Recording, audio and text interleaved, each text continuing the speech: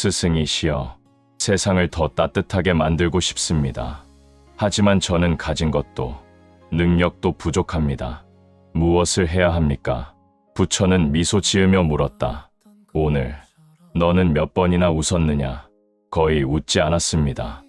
부처는 그렇다면 오늘 하루 단 한 사람에게라도 따뜻한 미소를 건네보거라. 제자는 의아했지만 스승의 말을 따라보기로 했다. 길을 걷다. 어색하지만 조용히 미소를 건넸다. 그 사람은 잠시 놀란 듯 하더니 이내 작게 웃으며 고개를 끄덕였다. 그 순간 아주 사소한 일이었지만 제자의 마음속에 작은 온기가 번져갔다.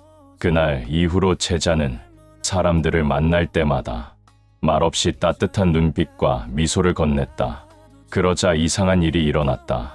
굳어있던 얼굴들이 조금씩 풀리고 차가웠던 말투가 부드러워졌으며 자신의 마음이 먼저 밝아지고 있다는 것을 느끼게 되었다.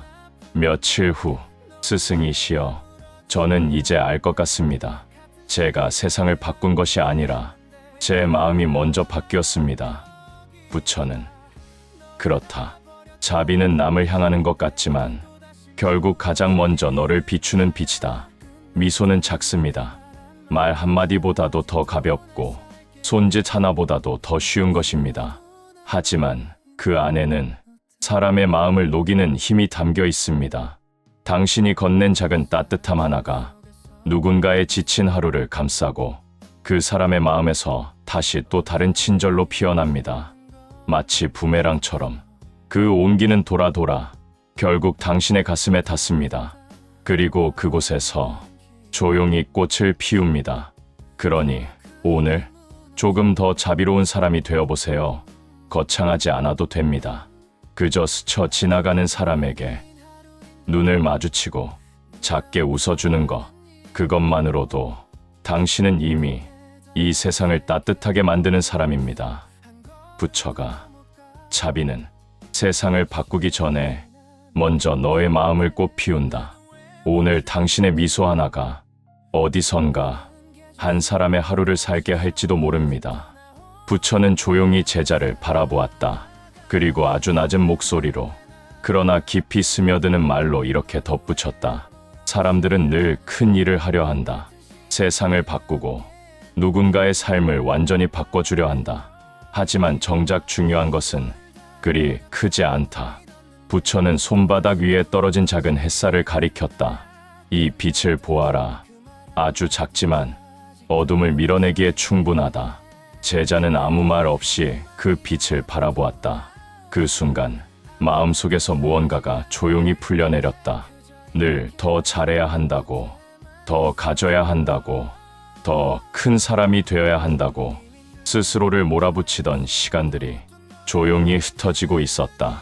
부처는 다시 말했다.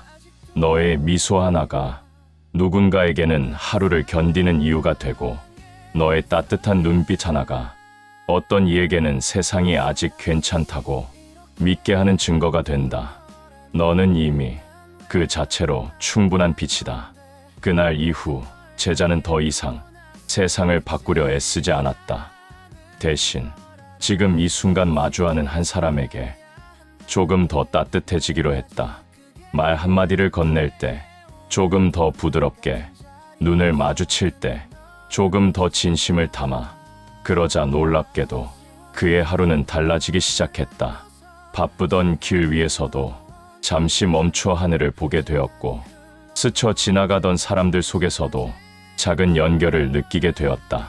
그리고 어느 날 문득 그는 깨달았다.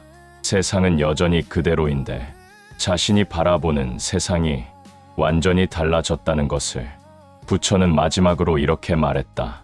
자비란 멀리 있는 누군가를 위한 것이 아니라 지금 내 앞에 있는 사람을 위한 것이다.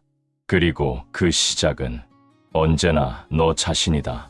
오늘 당신이 건네는 작은 미소 하나, 짧은 따뜻한 말 한마디, 조용한 배려 하나가 보이지 않는 곳에서 누군가의 마음에 닿아 작은 불씨가 됩니다. 그 불씨는 꺼지지 않고 또 다른 사람에게 전해져 세상을 조금씩 밝히게 됩니다.